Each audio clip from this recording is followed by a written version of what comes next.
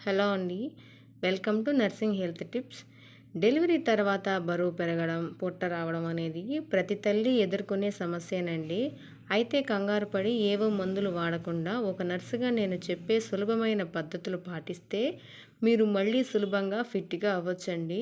అవేంటో చూద్దాం. తల్లిపాలండి. చాలామందికి తెలియని విషయం ఏంటంటే బిడ్డకు తల్లిపాలు ఇవ్వడం వల్ల తల్లి శరీరంలోని క్యాలరీలు చాలా త్వరగా ఖర్చవుతాయి. ఇది సహజంగానే బరువు తగ్గడానికి ప్రకృతి ఇచ్చిన వరం.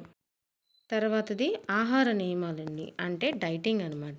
డెలివరీ అయింది కదా అని నూనె మరియు నెయ్యి పదార్థాలు ఎక్కువగా తీసుకోకండి.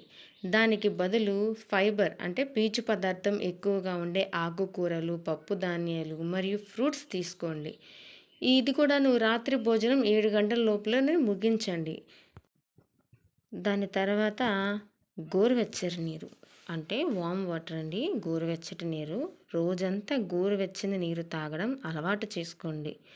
ఇలా తాగడం వల్ల శరీరంలోని కొవ్వును కరిగించడానికి మరియు జీర్ణక్రియ మెరుగుపడడానికి అద్భుతంగా పనిచేస్తుందండి. కాబట్టి గోరువెచ్చని నీళ్ళలో కుదిరితే ఇంట్లో ఉంటే ఒక నిమ్మకాయ స్లైస్ అండి. తర్వాత ఇంట్లో ఉంటే కొంచెం తేనె కూడా కలుపుకొని తాగండి 1, 2 సార్లు. మిగతా రోజంతా గోరువెచ్చటి నీళ్ళు తాగడం మాత్రం అలవాటు చేసుకోకండి. ఇది బాగానే పనిచేస్తుందండి. ఒకసారి ట్రై చేయండి. తర్వాతది ఏంటనేది నడకండి, వాకింగ్. మీరు సిజేరియన్ అయితే 3 నెలల తర్వాత నుండి మరియు నార్మల్ డెలివరీ అయితే 6 వారాల తర్వాత నుండి ప్రతిరోజు మార్నింగ్ వాకింగ్‌కి, ఈవినింగ్ వాకింగ్‌కి వెళ్ళడం స్టార్ట్ చేయండి. మీకు ఫస్ట్ కష్టం అనుకుంటేనే ఇంట్లో రోజు 10 నిమిషాలు నడక మొదలుపెట్టాలి. ఉండంగా కొంచెం టైం పెంచుకొని ఒక హాఫ్ అన్ అవర్ దాకా చేద్దాం మంచిదండి.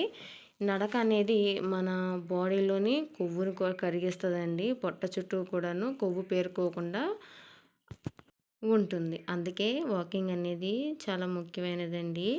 తర్వాత అందరూ ఎదుర్కొనే సమస్య లాస్ట్‌ది చూపిస్తాను. ఒత్తిడి తగ్గించుకోవడం అండి. అంటే మనం ఒక తల్లి అయిన తర్వాత మన బాధ్యత ఏంటంటే పిల్లలకి తల్లిపాలు పట్టడము, మంచి ఫుడ్ తిని బేబీని గ్రోత్‌గా మనం తయారు చేయడమేనండి. వీటి వల్ల ముందు మనం మనల్ని కోల్పోతామండి. అంటే నిద్ర లేకపోవడం, కొంచెం స్ట్రెస్ పెరుగుతుందండి. అంటే ఒత్తిడి పెరుగుతుంది. దీనివల్ల బరువు ఇంకా పెరుగుతారండి. నిద్ర లేకపోవడం వల్ల లోపల మనకి స్ట్రెస్ పెరిగిపోయి బరువు తొందరగా పెరగడానికి ఇది మెయిన్ కారణం అండి. కాబట్టి తొందరగా బరువు పెరగకుండా ఉండడానికి కూడాను మనకి స్ట్రెస్ లేకుండా మనం చూసుకోవాలి.